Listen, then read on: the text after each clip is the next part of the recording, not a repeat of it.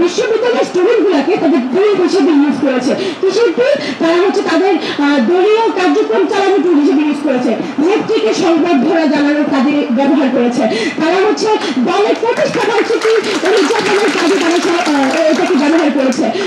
এক দল এক ভিন্ন মতকে দমন করার জন্য তারা ব্যবহার করেছে। আমরা দেখেছি আমাদের বিশ্ববিদ্যালয়ের স্টুডেন্টরা কিভাবে তাদের সহপাঠীদের উপর হাত তুলেছে এই দলীয় রাজনীতির টুল হিসেবে ব্যবহৃত হতে গিয়ে।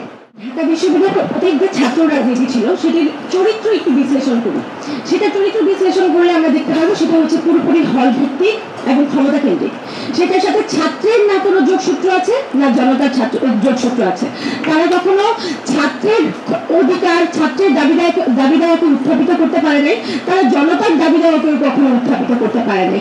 তারা শুধুমাত্র উপর থেকে আরোপিত কিছু নির্দেশ পালন করে গিয়েছে, উপর থেকে আরোপিত একটা ন্যারেটিভকে বাস্তবায়নের কাজ তারা করে গিয়েছে।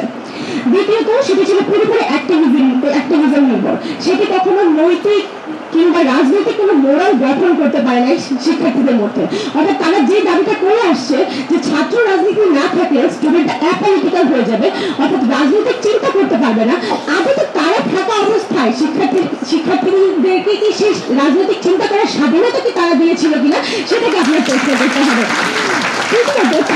তারা ছাত্র সমাজ হিসেবে, ছাত্র সমাজ কিন্তু জাতীয় রাজনীতির একটা ইম্পর্টেন্ট স্টেক হোল্ডার, কিন্তু সেই ছাত্র সমাজ হিসেবে তারা আসলে জাতীয় নির্বাচনে বলেন বা জাতীয় রাজনীতিতে তারা কখনো কোনো ইম্পর্টেন্ট কিছু যোগ করতে পেরেছে কিনা।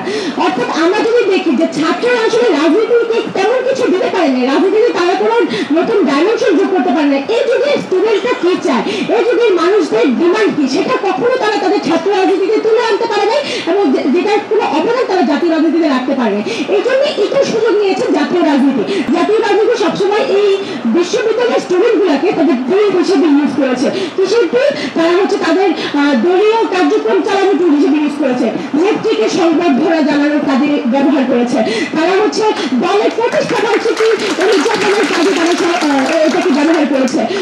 এক দল এক ভিন্ন মতকে দমন করার জন্য তারা ব্যবহার করেছে। আমরা দেখেছি আমাদের বিশ্ববিদ্যালয়ের স্টুডেন্টরা কিভাবে তাদের সহপাঠীদের উপর হাত তুলেছে এই দলীয় রাজনীতির টুল হিসেবে ব্যবহৃত হতে গিয়ে।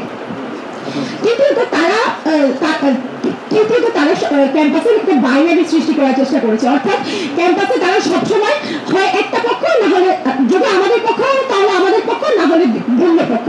অর্থাৎ ক্যাম্পাসে তারা যে বাইনারি রাজনীতি, ট্যাগিং এর যে পলিটিক্স, সেটা দলীয় রাজনীতি সবসময় মদত দিয়ে গেছে।